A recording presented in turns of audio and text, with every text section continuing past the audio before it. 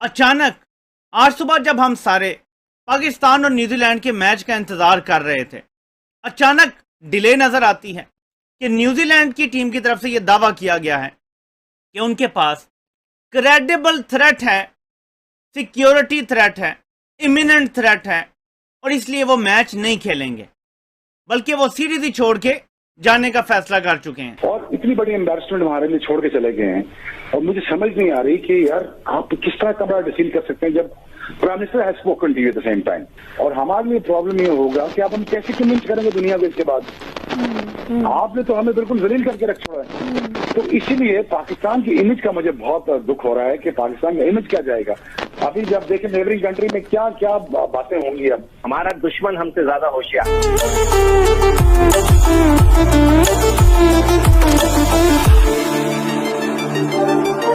अचानक आज सुबह जब हम सारे पाकिस्तान और न्यूजीलैंड के मैच का इंतजार कर रहे थे, अचानक डिले नजर आती है। ग्राउंड में विजुअल्स नजर आते हैं कि ना टीम है, ना क्राउड पहुंचा हुआ है, कुछ भी नहीं है। हो क्या रहा है, सब परेशान हो गए। हसीन फिर जाके पता चला कि शायद न्यूजीलैंड के कुछ 2 प्लेयर्स को कोविड हो गया है, कोरोना टेस्ट उनका पॉजिटिव आ गया है। लोगों ने कहा चलें ठीक है, ये रूटीन की बात है।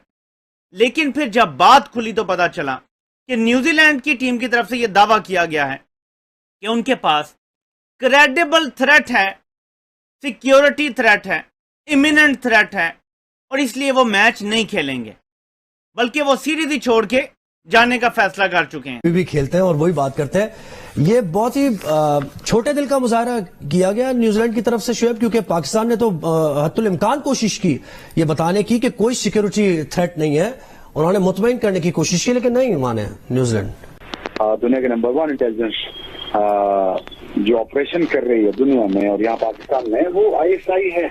आईएसआई ने क्लियरेंस दी है, आपको पूरी क्लियरेंस दी है और आप अपनी क्लियरेंस लेके यहाँ पे आए हो। You had no rights whatsoever कि आप पाकिस्तान को इस तरह एम्बैरस करके जाएं। और जब आपका वजीर आजम आपसे बात कर रहा है, हमारा वजीर आजम आपसे बात कर रहे हैं, तो तब आपको कोई अभी इंसिडेंट हुआ भी नहीं, कुछ हुआ भी नहीं है, तो आप इतनी बड़ी एम्बैरसमेंट हमारे लिए छोड़ के जा रहे हैं। ये तो मुझे बिल्कुल सेम वो फीलिंग आ रही है जो 2000 में मैं खेल रहा था, सुसाइड अटैक हुआ फ्रेंच इंजीनियर्स के ऊपर और we left with lot of embarrassment and we standing alone back then. और मुझे वैसी फीलिंग अभी भी आ रही है कि यार ये क्या हो गया है। लेकिन बट बात ये है, देखिए आप सिक्योरिटी क्लियरेंस लेके आए ना यहाँ पे, तो उसके बाद आपको इतना अब्रप्टली डिसीजन करना और पाकिस्तान की इस तरह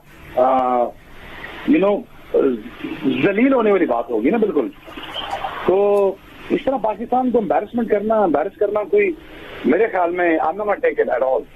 मैं तो डे 1 से कह रहा था कि ये बहुत बड़ा हमारा ब्रेक थ्रू है हमारी क्रिकेट के लिए। मगर मैं एक बात कहूंगा जो आई डोंट नो कुछ लोगों को बुरी भी लगे कि हमारा दुश्मन हमसे ज्यादा होशियार निकला है। मैं ये बात जरूर कहना चाहूंगा कि हमारे दुश्मन ने ये गेम खेला और वो कामयाब हो गया। मैं प्राइम मिनिस्टर की इस बात पे बिल्कुल मुत्तफिक हूं कि हमारी एजेंसी सबसे बेस्ट है। अब आईएसआई अगर वो इतनी बड़ी पावरफुल है कि आप उसको ब्लेम करते हैं कि जी जो भी कुछ अफगानिस्तान में हुआ वो उधर हुआ, उसके वजह से हुआ, तो फिर आप हमारी बात क्यों नहीं मानते? मतलब मुझे इतना अफसोस हो रहा है इस बात का कि ये हमारे लिए इतनी बुरी बात है। इन्होंने जो हरकत की है, कोई चीज नहीं हुई, कोई पत्थर नहीं। 5 दिन उन्होंने प्रैक्टिस की, हर चीज सही जा रही थी, मगर आखिरी वक्त पे इस तरह अपने आप को विड्रॉ करना ये बहुत बुरी बात है। देखें, मैं डे 1 से कह रहा हूँ, आज हमें हिट हुआ है तो वहीं से हुआ है। सुना है कि ब्रिटिश एम्बेसी ने उनको वार्न किया, तो अब तो वो ब्रिटिश टीम भी नहीं आएगी। न्यूजीलैंड से भी कोऑपरेट किया आपने, आपको याद होगा। हाँ, हमने हर जगह किया यार, हम तो हर एक के आगे बिक जाते हैं। अब मैं पाकिस्तान क्रिकेट बोर्ड से, हुकूमत पाकिस्तान से कहूंगा कि खुदा के वास्ते इन लोगों की मदद के लिए ना जाए। जब ये हमें बुलाते हैं कि आओ हमें मिलियंस ऑफ पाउंड का नुकसान हो रहा है, हमारे साथ आके इंग्लैंड में खेलो, हमारे साथ एक्स्ट्रा टेस्ट मैच खेलो, हम 15-20 दिन उनके साथ क्वारंटीन में पड़े रहते हैं, हम आगे पीछे हो गए नहीं आएंगे। और वही हुआ कि आज उन्होंने ही हमारे साथ जो है ना गेम खेल दिया। कौन सी कॉल आ गई, किसने थ्रेट दे दिया? एक प्राइम मिनिस्टर आपको कह रहा है कि यार हम पूरी फुल पोस्ट आपको सिक्योरिटी दे रहे हैं, उससे बड़ी क्या चीज हो सकती है? उससे बड़ी कोई चीज नहीं हो सकती। तो मैं तो बहुत ज्यादा डिसअपॉइंटेड हो गया हूं और मैं फिर रिक्वेस्ट करूंगा कि खुदा के वास्ते इनकी अब कभी मदद के लिए हम ना जाएं। सीरीज कितनी इंपॉर्टेंट थी पाकिस्तान के लिए, वर्ल्ड कप की तैयारियों के लिए भी और पाकिस्तान में इंटरनेशनल क्रिकेट की बहाली के लिए भी? देखें, सबसे बड़ा धचका तो पाकिस्तान को लगा है ना। आप ये अंडरस्टैंड करें कि पाकिस्तान का इमेज खराब हो रहा है यहाँ पे पाकिस्तान डैमेज हो रहा है। हमें इस वक्त क्रिकेट की फिक्र नहीं है, पाकिस्तान के नाम की फिक्र होनी चाहिए। और इतनी बड़ी एम्बेरसमेंट हमारे लिए छोड़ के चले गए हैं, और मुझे समझ नहीं आ रही कि यार आप किस तरह का बड़ा डिसील कर सकते हैं जब prime minister has spoken to you at the same time. Intelligence, best दुनिया की इंटेलिजेंस एजेंसी यहाँ बैठी हुई है। हमारे, मैं भी इस्लामाबाद पिंडी से होके आ रहा हूँ, हर तरफ आर्मी खड़ी है, सिक्योरिटी एजेंसीज खड़ी हुई हैं, लॉ एनफोर्समेंट एजेंसीज खड़ी हुई हैं, लेकिन उसके बाद आपने इतना अब्रप्टली सील कर दिया। आपने हमें वहां जाकर उस ग्लिच में और डिच में मारा है कि जहां से हमारा निकलना मुश्किल हो जाएगा। We already troubled by many regional problem, और इसके बाद ये हमारे साथ हो गया। तो देखिए, ये बहुत बड़ी एम्बेरसमेंट हो चुकी है। ऐसा कौन सा ग्लिच है कि एकदम में उठ के भाग गए? भाई, आपने सिक्योरिटी, फुल प्रूफ सिक्योरिटी आपने मांगी, हमने दी। आपने सिक्योरिटी क्लियरेंस ली, आप आए। भाई मुतमईन हुए तो आप बिल्कुल सही कह रहे हैं। क्राइस्ट चर्च में ग्रहण उठा के बंदा को मार दे आपको, तो वो तो सिक्योरिटी थ्रेट तो वहां पे भी मौजूद है। तो वहां से मुसलमान कहां सेफ थे? वहां पे तो सीधे उसमें AK-47 से गोलियां मारी हैं, M4 से गोलियां मारी हैं। यहाँ तो ऐसा कोई वाकया नहीं हो रहा। देखिए, सिक्योरिटी का प्रॉब्लम पूरी दुनिया का है। इसके बाद देखें, पाकिस्तान में क्रिकेट होना मुश्किल है, अब बहुत नामुमकिन सी चीज हो गई है। Rameez Raja, feel sorry for him, I really feel sorry for him. उनके इख्तियार में आते साथ इतना बड़ा मैचअप क्रिएट हो गया उनके लिए, और अब उनके हाथ में कोई चीज नहीं। अब पाकिस्तान क्रिकेट वापस कैसे आएगी? अब सिर्फ हम क्या वर्ल्ड कप खेलते रहा करेंगे? अभी PSL सर पे खड़ी है, उसमें प्लेयर आएंगे कि नहीं आएंगे, अब ये बात भी अब देखनी पड़ेगी। तो देखने यार, हमारे लिए बहुत बड़ी प्रॉब्लम। हालांकि शुएब, PSL तो खेल के गए प्लेयर्स। भाई देखिए ना, आप हमें वहां छोड़ के जा रहे हैं स्टैंडिंग, हम ऐसे विल्डरनेस में जाकर खड़े हो जाएंगे जहाँ पे स्टैंडिंग नोवेयर बेसिकली। और हमारे लिए प्रॉब्लम ये होगा कि अब हम कैसे कन्विंस करेंगे दुनिया को इसके बाद? आपने तो हमें बिल्कुल जलील करके रख छोड़ा है। तो इसीलिए पाकिस्तान की इमेज का मुझे बहुत दुख हो रहा है कि पाकिस्तान का इमेज क्या जाएगा।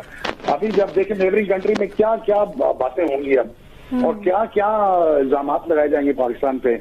हम ऐसी जगह पे खड़े हो चुके हैं जहाँ पे अब हमारी तरफ अब सीधा अटैक होगा, अब बिल्कुल सीधा अटैक होगा। मीडिया में नहीं छोड़ेगा, भारत नहीं छोड़ेगा, और दुनिया का मीडिया नहीं छोड़ेगा हमें। तो ये न्यूजीलैंड ने हमें बिल्कुल ही जलील करा के रख दिया हमें। तो मुझे बड़ी एम्बैरेसमेंट हो रही है। I am feeling really sad for my country because its image of Pakistan is been destroyed. जब कोई ऐसी टीम आती है बाहर से या कुछ, तो उसकी जिम्मेदारी सिक्योरिटी की आपकी 111 ब्रिगेड के हवाले भी होती है। उसमें पुलिस भी शामिल होती है, उसमें इंटेलिजेंस के बाकी इदारे भी शामिल होते हैं। तो हाईएस्ट लेवल की जो सिक्योरिटी होती है, जो प्रेसिडेंशियल लेवल की है, हम वो देते हैं टीमों को अगर कोई टीम पाकिस्तान आए तो। इसके बावजूद न्यूजीलैंड का ये बुनियाद बनाना कि पाकिस्तान में सिक्योरिटी का मसला है और हम नहीं खेल सकते, ये पाकिस्तान के खिलाफ एक बड़ी साजिश का शाखसाना है। मैं आपको हिंट देता चलूंगा, आपको समझ आ जाएगी कि ये साजिश कहां से। क्या न्यूजीलैंड की इंटेलिजेंस एजेंसी इतनी तेज हो गई है कि ISI को घर बैठे पता नहीं चला और उनको पता चल गया कि कोई सिक्योरिटी थ्रेट है? नाज़रीन, ऐसा नहीं है। आपको कल्प्रिट्स बड़ी जल्दी समझ आ जाएंगे। मैं आपको 2-3 बातें करता हूं, आपको सर्कमस्टेंशियल एविडेंस से समझ आ जाएगा। इस टाइम आप भारतीय मीडिया देखें, भारत का सोशल मीडिया देखें, ये वो सूरत हाल है जो 2009 में भारत ने हमारे साथ किया था। इब्तदाई इत्तलात के मुताबिक मैं आपको बता रहा हूं, अभी ये कंफर्म होना बाकी है, लेकिन इब्तदाई इत्तलात के मुताबिक न्यूजीलैंड की टीम को खदशा ये जाहिर किया जा रहा है कि बरतानिया की MI6 की तरफ से ये इत्तला दी गई है कि आपके ऊपर हमला हो सकता है। लेकिन ये इब्तदाई तौर पे मैं आपको बता रहा हूं, कंफर्म होगा कि पाकिस्तान क्या स्टांस लेता है, क्या बोलता है। अब MI6 का क्या इंटरेस्ट है, थोड़ा सा आप जरा मजीद फर्दर जाएं तो आपको समझ आ जाएगा कि क्यों पाकिस्तान को बदनाम। और मैं आपको साजिश बताता हूं पूरी क्या चल रही है, किस चीज का बदला लिया जा रहा है। लेकिन आप इंटरेस्ट देखना है अगर MI6 का, तो वो आप ऐसे देखें, पूरी दुनिया में कोरोना के खिलाफ पाकिस्तान ने सबसे बेहतर जो काम किया है उस मुल्कों में पाकिस्तान शामिल है। पाकिस्तान 7 करोड़ लोगों की वैक्सीनेशन कर चुका है। बरतानिया की टोटल आबादी 7 करोड़ नहीं है और उन्होंने अभी बमुश्किल अपनी वैक्सीनेशन पूरी की है। टोटल उनकी आबादी 6.5-7 करोड़ है। हम बरतानिया की टोटल आबादी से ज्यादा वैक्सीनेशन कर चुके हैं। लेकिन MI6 का ये काम करना, अगर ये इब्तदाई इत्तलात दुरुस्त हैं, अगर तो MI6 इसलिए कर रही है उसी तरह जैसे हमें रेड लिस्ट में डाला हुआ है बरतानिया ने। बहुत सालों बाद एक मेन स्ट्रीम टीम, दुनिया के टॉप टीमों में से एक टीम, करंट वर्ल्ड कप की फाइनलिस्ट टीम, एक ऐसी टीम जो हो सकता है 2020 वर्ल्ड कप में भी जीतने के लिए फेवरेट हो, जब वो टीम पाकिस्तान आएगी सारा फोकस पाकिस्तान की तरफ होगा। और जहां अगर पुरअमन तरीके से एक सीरीज हो जाती है तो पाकिस्तान का पुरअमन किरदार दुनिया के सामने आ जाएगा, एक चेहरा पाकिस्तान का दुनिया के सामने आएगा। तो जहां मैं इसकी मैं इब्तदाई आपको बात कर रहा हूं कि कुछ सोर्सेज से पता चल रहा है, मेरे ख्याल में इसके हवाले से कंफर्म होगा।